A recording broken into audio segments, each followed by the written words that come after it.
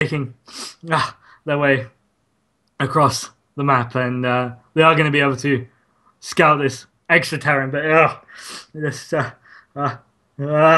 this Terran base here, and this is going to let the Zerg know that he is very, very far behind. If you can check the drone count right now, that's actually in favor of the Zerg by quite some bit, but the Terran has this incredible army that he's going to be using. Next, Wolf. Bashful. And we see the Ravens here just making their way across, and the Terran just building up a little bit of an army here, and soon he's going to go and meet the Zerg player, which of course nobody likes meeting new people, and we're going to be seeing this massive Terran army clash with this massive Zerg army, and it's going to get very, very complicated for the Zerg player. Next, Wolf. I think that's all of them. Oh, So okay. we're going to move on to the next one. Okay. In the style of a David Attenborough nature show.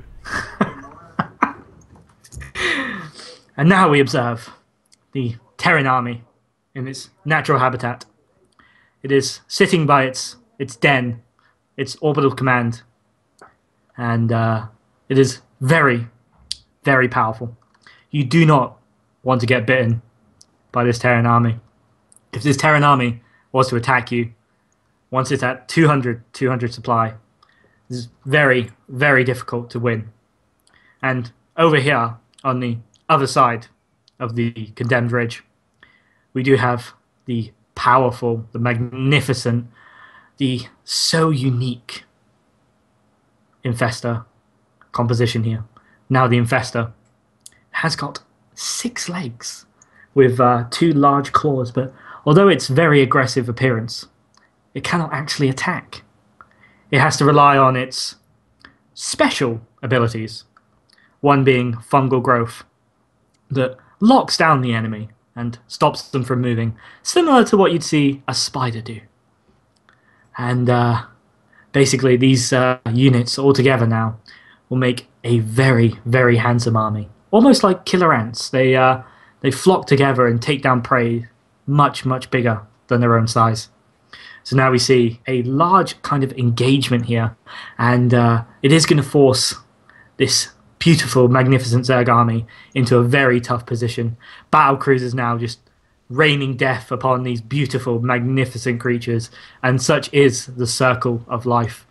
We do see the fungal growths going down, but they are not much use against this massive, impressive army of the Terran.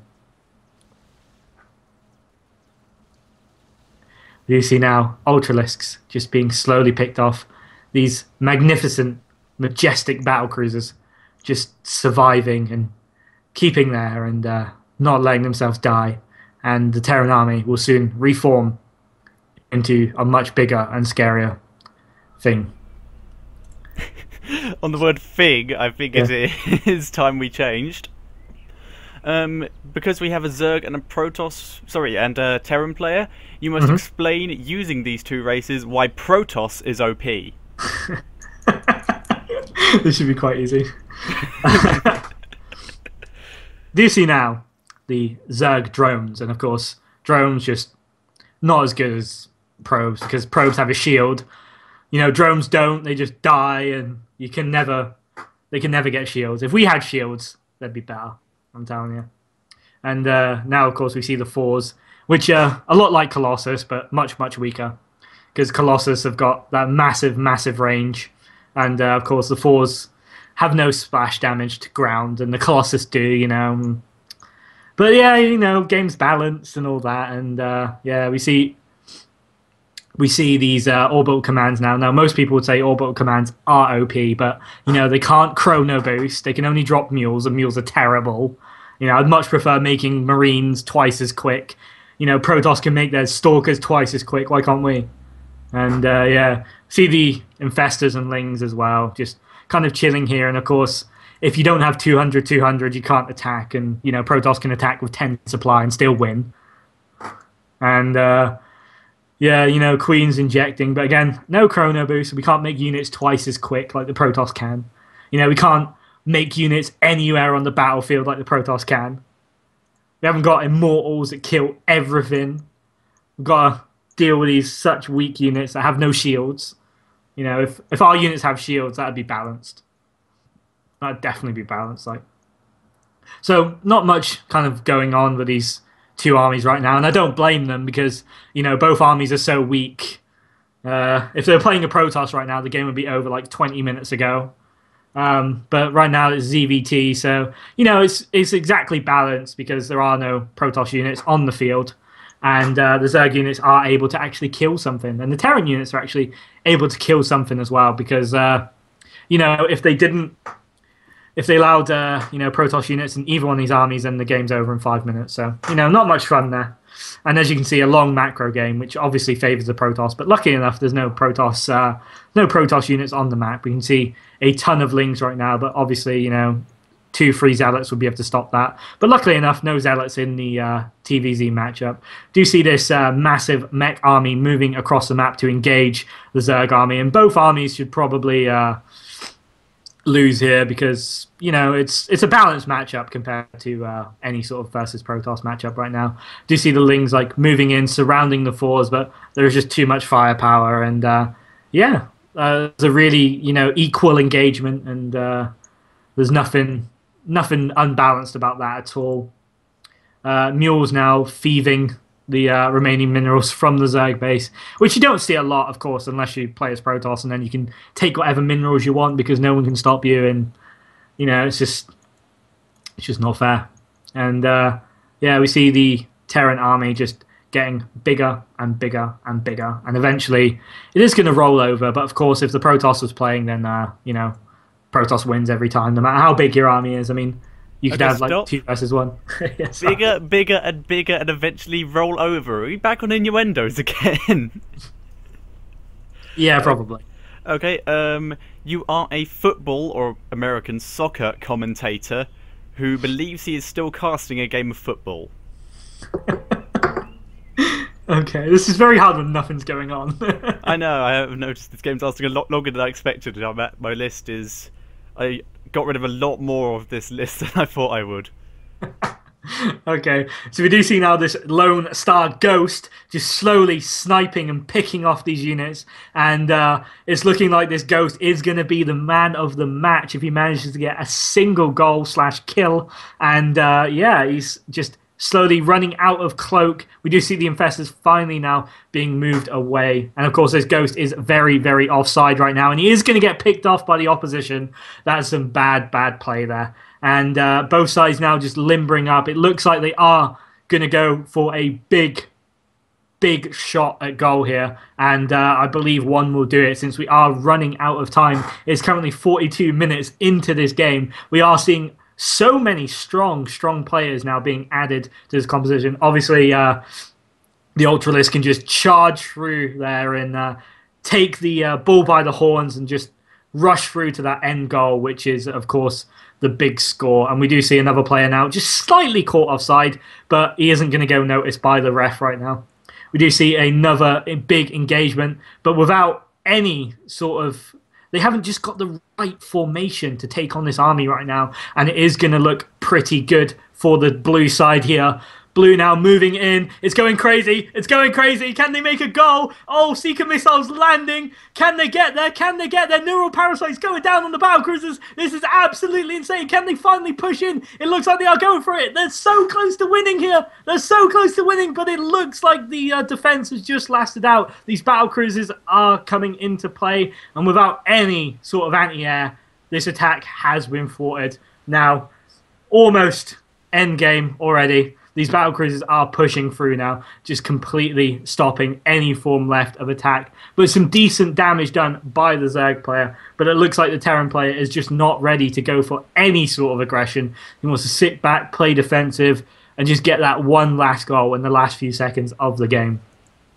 So we are seeing both armies now just gathering up their resources. We are probably going to see some substitutions. We're probably going to see some more corruptors coming out. Probably going to see some more fours because if it ain't broke, don't fix it.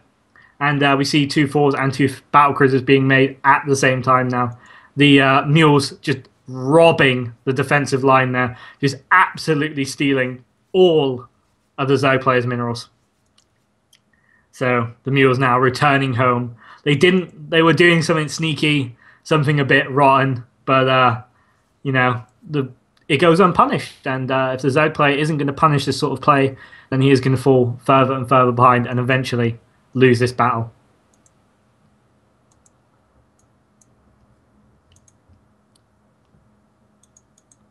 Do you see now mules returning home?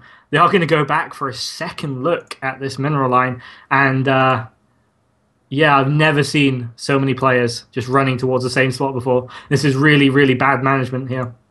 And eventually, the Zerg player should get some substitutions on the field. There's some corruptors that are hungry for battle. And right now, he is making corruptors with the +3 flyer attack. So this training is really coming into play right now. Okay, you see some... Yep. All right, in the style of a weather forecast. Okay, we do see this warm battlecruiser front now making its way across to the east, and obviously, if the Zerg player is not prepared, this warm front is gonna completely melt everything he has on this right-hand side here. So the Zerg player needs to buckle down, needs to get some heat protection on those layers. And as you can see right now, this windy forecast of corruptors, which will be able to almost take on this army, but not quite. And as we see, the Zerg player now on his last limbs as this dangerous incoming storm comes across the map now. And he does manage to put up a little bit of a fight, but it's looking like this storm is going to destroy everything. It's 80 degrees right now, and it's a good day. It's a good day. It is a good day indeed. Colin, thank you very much for coming on. I'm going to have to split that up into so many parts. That was the hardest thing I've ever had to do. Well, you've definitely earned your right to pimp yourself. Where can people find more of you? Certainly. Well, you can follow me on Twitter at SC_ButterMeUp. That's probably the main one to do. You can also catch me when I'm streaming. If you look on teamliquid.net, you'll be able to see my stream. It's at SC_ButterMeUp, I believe. Let me just double check that. Oh, no, sorry, my stream is going to be ButterMeUp. I usually have that lovely Zerg logo. And if you want to go to my stream directly, then it's owned.tv/Nordrasil Radio, and you'll be able to find my stream under that umbrella, basically. I also cast, obviously, the Fast Expand on a Wednesday, 8 p.m. with yourself, Chris, and I occasionally do some ESL and WCS work. So, yeah, guys, if you like me a little bit different to what I'm usually doing, Twitter is probably the main thing, which is at SC_ButterMeUp, and everything else, really appreciate if you'd come and have a listen.